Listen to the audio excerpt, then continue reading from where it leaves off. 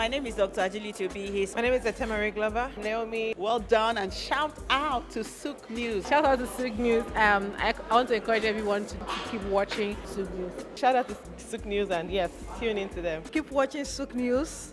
They are one in town. Hey, we're watching Sook News. Keep watching Sook News. Keep watching Sook News. Catch them on YouTube and all social media channels. Hey, my name is Frank Edowo, and I'm imploring you. No, forget that. I am forcing you, coercing you to always stay tuned to Sook News for your news requirements. Oh, you retain 70% instead of 50. Why they are not aware that you have any approval. So you have to be part of it. And now, of course, the balance of the operating surplus, like I said, issues of operating surplus will be handled in more detail by my sister. Let me not preempt what you will say or questions that you will ask. But just note that the minister, nothing will prevent her from effecting a direct deduction from the TSA or any relevant account of that corporation to enforce due compliance with this section. So, and then there will be financial reconciliation.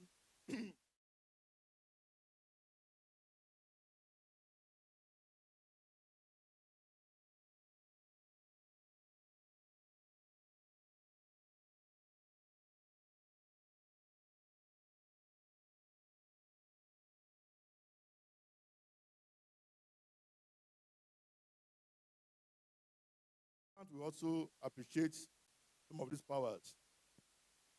The Commission may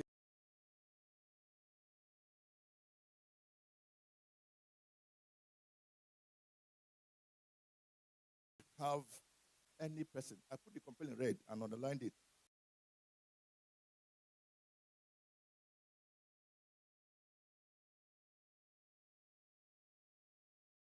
Can you please just explain, any volunteer, what you understand or how do you perceive the word compel, is enforced in this sector now? What do you understand by the word compel? And how do you think the Commission ought to go about compelling? We didn't make this law. We only asked to monitor and enforce it. And the law itself has said we should do what? We should compel. Any volunteer, please. What do you understand by compel? To force. That's one. What else? If a policeman wants to arrest you and you're resisting arrest, what does the law say about it? If a policeman says, bring your hand, let me handcuff you, say, which hand? My friend, let me arrest. They say, we arrest, we don't arrest. What do you expect the policeman to do? By a police act, the policeman has the power to compel you and to restrain you by force for attempting to resist arrest. Not be so. That one is not even written compel in their law. It's just arrest, they mention. So, Oga, how do you suggest that the Commission should compel somebody? In which way?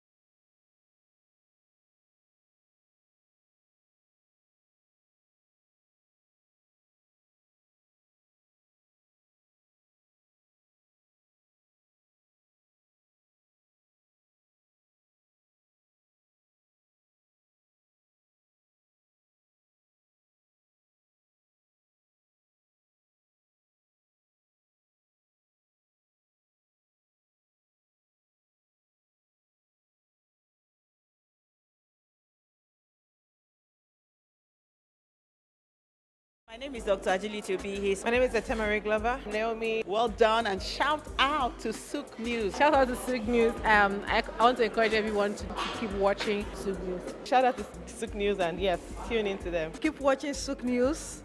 They are one in town. Hey, we're watching Sook News. Keep watching Sook News. Keep watching Sook News. Catch them on YouTube and all social media channels. Hey, my name is Frank Edowo, and I'm imploring you. No, forget that. I am forcing you, coercing you to always stay tuned to Sook News for your news requirements.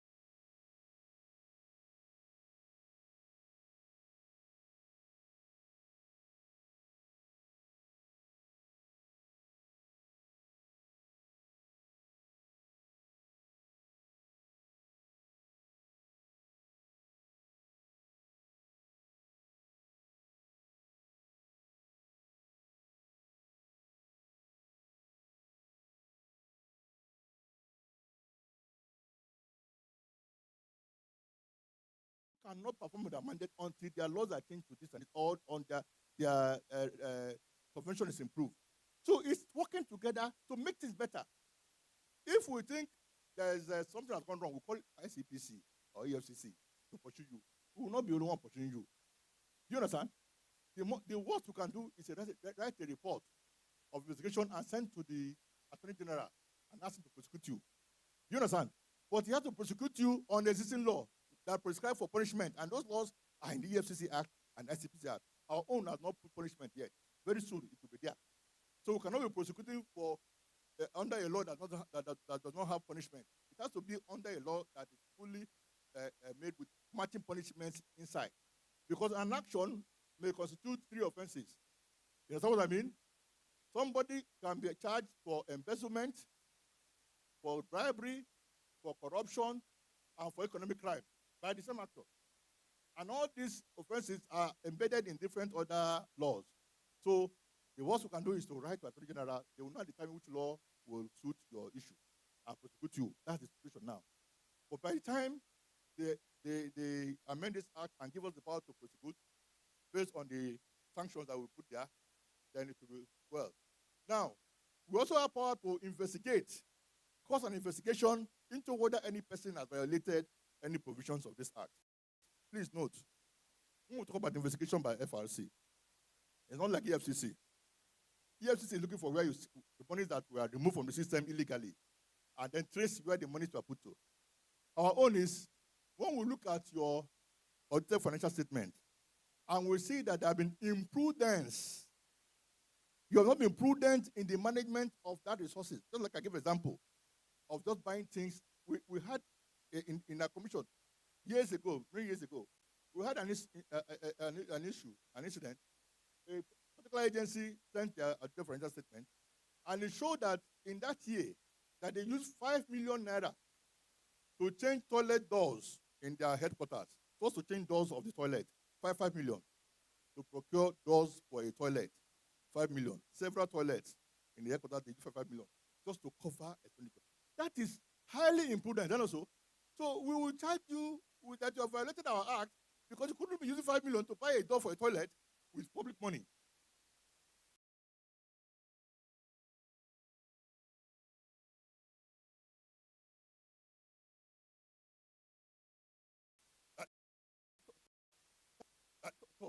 You can imagine the kind of door that you can say you are buying for a toilet for 5 million each. That is not a prudent expenditure. So when we say you have violated, we are going to investigate whether you have violated any provision. It includes how prudent you are being in the expenditure before we not talk about whether you diverted the money or that you did any other thing. So please take note of that. It's important.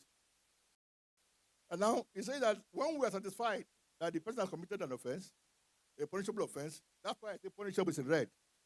Until punishment for that offense is put in the act. It's important. Of violation of the act, the Commission shall forward a report to the Attorney General of the Federation for possible prosecution. That is the current situation. But I can tell you, we have made a lot of changes to this law, and we're only waiting for the National Assembly to return. They have promised this 10th Assembly. last Assembly, we got to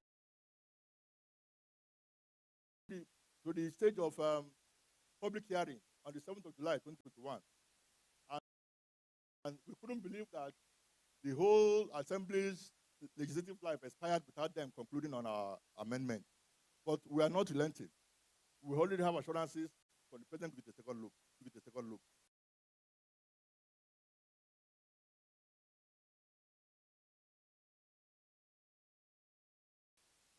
Now, major monitor and enforce the provisions of this act and promote economic objectives contained in Section 16. You see, they keep linking our act to Section 16. They keep linking it with Section 16. And then, when we looked at Section 16 and saw what was there, in fact, we were left with no other option than to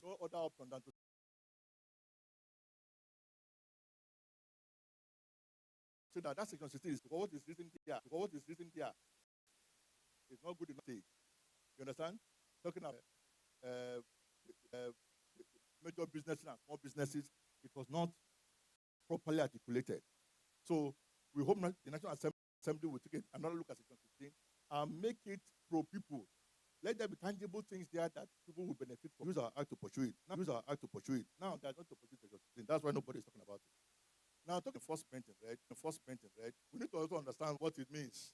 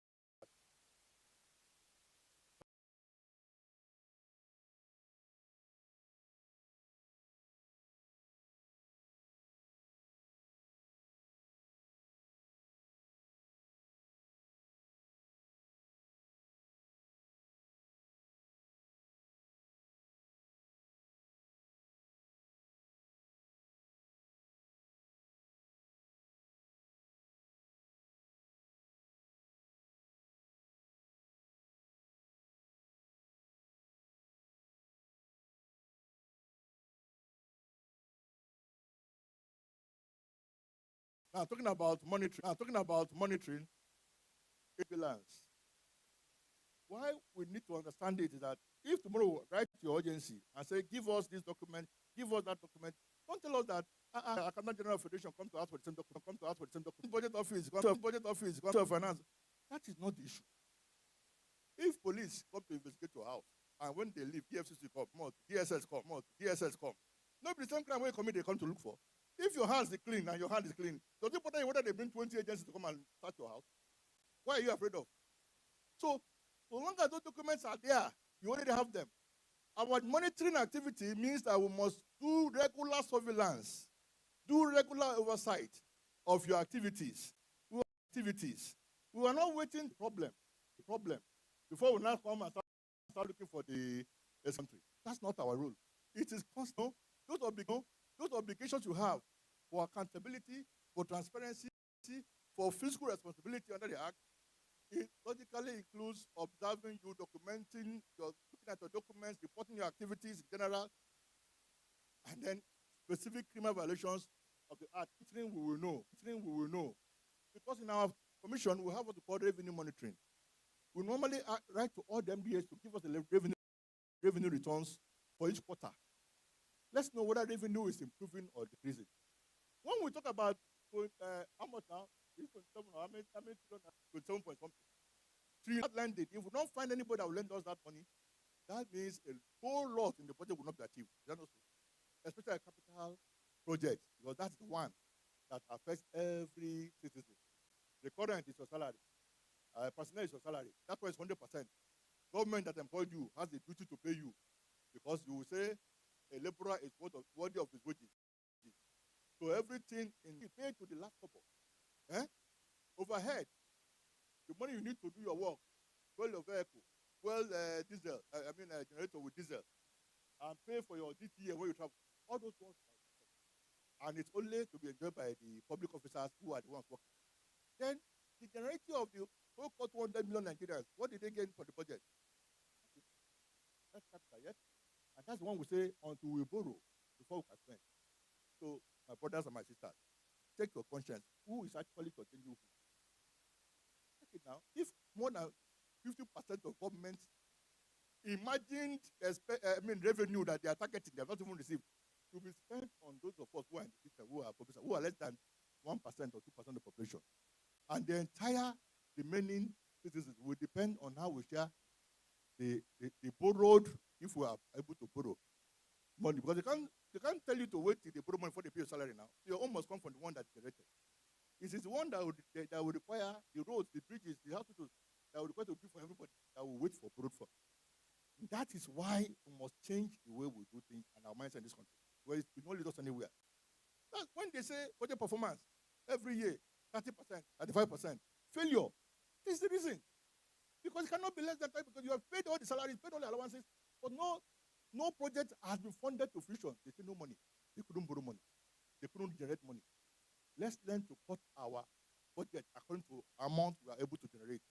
If you're a state, generate your salaries, your personnel internally from your state. Then use federal allocation to do capital projects. If the workers in the state cannot generate what they used to pay them, then resize the government. If it becomes too much, now join your state to another state, match yourself together and have one bureaucracy so that things will work. That is my own view. I don't know whether you agree with me or not. But if we continue to do the same thing the same way and I expect a different result, we should go to psychiatric hospital in Lagos here for examination. I'll tell you the truth. So that's monitoring. Of course, enforcing. We are talking about compelling just now. Enforcing connotes applying such measures required and legally permissible for carrying out or putting into effect the provisions and obligations of the Act. And by necessary implication, prosecuting or causing the prosecution of offenders. Now, what we do, what we have decided to do in the commission is this. Somebody say we don't have capacity to compel. What we do? How do we do it? Why is that my sister from EFCC now? They're there. You see there, Abi? Good. We collaborate with EFCC. They have detention centers. They have cells. We don't have cells. One way to compel is to arrest somebody and put in the cell, don't be so, and ask him to produce all the evidence, all the information that he has. So we have a collaboration with EFCC. The only thing is that the previous leadership of EFCC didn't fully operationalize it before it was removed. So this current one now, we are hoping he will put the necessary framework in place so that we don't need to always ask him for permission. It's a matter of when our officers have, just like police and other security agencies collaborate, when you have somebody who is supposed to do something, you can go to the other agency's facility. As we come to Lagos now, address somebody. EFCC has a cell in Lagos here. You can go to Lagos cell and put the person first. Why would you think how to take him to Abuja? That kind of thing. Because in Nigeria, unfortunately, it has become very clearing that we don't want to have a culture of doing right, a culture of just doing the right things. You know what I'm trying to say? If there is no either compulsion or fear of arrest, most Nigerians will not do the right thing when they're in certain positions. I know what I'm saying from experience. So we also collaborate with ICPC too, because they also have some of these facilities that we may not have. And some of these issues that we have, when we see it, there's always an issue of corruption there or economic crime. So there's the way to link up. So while we are doing our own investigation on whether you budgeted for this expenditure, who authorized to suspend it, was it prudent, was there accountability and all those stuff, The other ones will be looking at where did the money enter, and so on. Do you understand? So by that kind of collaboration, we can always find a way to compel and enforce. We also do, well, naming and shaming is part of it for those who still have shame. You know, some people, there are some people in the village that they used to say, this one, shame must be removed from his face. In other words, it's so notorious that even in the market, he will come there and buy things and walk away. He doesn't care whatever you think of him or her. You understand that kind of thing? There are some agencies, no matter how you call them out, they don't pass shame level. They will never change. I'm telling you the truth. So, we have listed, we are supposed to also publish on quarterly basis the list of government. We'll talk about this more and more when we discuss issue of borrowing. Now, some other functions that we do, based on our act, you will see our functions there to disseminate standard practices. And we actually have done a lot in this aspect. It's unfortunate that we don't get credit for this kind of work. Normally, when we have any cause to investigate any agency, like I told you, we don't investigate to indict. Most time we investigate to make sure that things are done in a proper way. The accounts people, do they understand their obligations and their responsibilities under our law? How are they treating their accounts? Which area do they need to change? That kind of things we do. So that going forward, you won't say you don't know. Because so true, sometimes when you train one set of people, they will not transfer that person from the headquarters where the person was when they went for training to another place and put another person in that position who doesn't know what the other person has known. We find that kind of problem. So we're always patient to train you, to show your MD or chief executive that this is how you should go about treating this matter. You see? So that's how we disseminate. And we also have what we call our manual, standard operating surplus template manual, which we are reviewing right now because of the new finance act, the finance circular. So it will be in tandem with it. And we're also very willing to undertake fiscal and financial studies, analysis. We did a study on the excess crude account. And like I mentioned, this sovereign wealth fund now, sovereign wealth account. How do we improve on our sovereign wealth fund? What is the situation of it? These are some of the things we carry out studies on and disseminate information to the general public. The commission also has power to make rules for carrying out its function. Now, we are working up on 3 rules right now. We already have the template for calculation of operating surplus. We are about to finalize the template for conditions for borrowing to get proof of compliance for borrowing under Section 45. That one we have even done. We have concluded that one. There's another issue of the MTEF. The way the Ministry of Finance, through the Budget Office Foundation, the way they prepare the MTEF, we have noticed over time that to have is not all we see.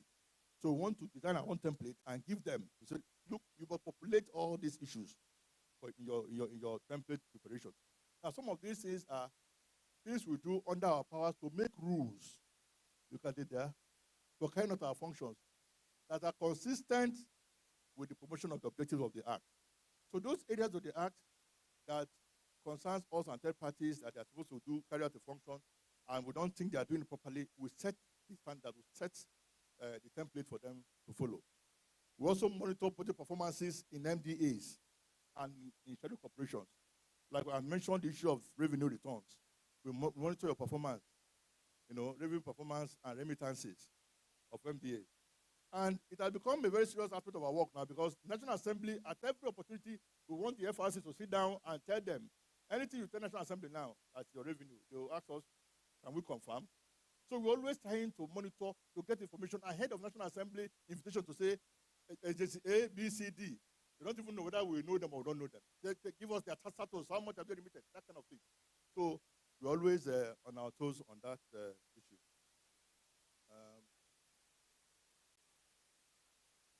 We also publish on a quarterly basis list of governments that have exceeded limits on concentrated debt. Okay, this one is on debt. It's part of our work too. We also provide technical assistance to states and local governments that adopt fiscal responsibility legislations. We have helped quite a number of states to either make their laws or to amend their laws or to encourage them to have a sort of a certain kind of fiscal responsibility framework that has to do with planning. You plan your budget. Then when you execute your budget, you monitor the execution. And then you report, you are accountable. These are the three major principles of fiscal responsibility. So even if you say you have the law, and the law is not being implemented, as we notice in many states, even the people in the ministry do not even know there's a fiscal responsibility law of the state. We try to make the laws to be enforced and encourage the states to do the same. So, you know, under Section 30 of our Act, written there, the Budget Office normally sends us, or they are obliged to send to the Commission on quarterly basis, what we call budget implementation report after the budget is passed. So, you know, I mentioned monitoring. That's part of the monitoring thing we're talking about. We're supposed to be getting constant information as to how the budget is performing, what are the bottlenecks. And you will see, we'll go down, you will see other things that need to be done after the budget is made. So when we receive those reports, we evaluate them, and we also undertake periodic fiscal verification and evaluation exercises across some selected projects in the country. Because we have also seen that it's possible for you to document, file, thick file, telling you this project has been approved for social place, social money has been released, it has been executed to 80%, all manner of information, and when you go there, you see bush that has not been cleared. Just bush, not a single block anywhere. Are you aware of that?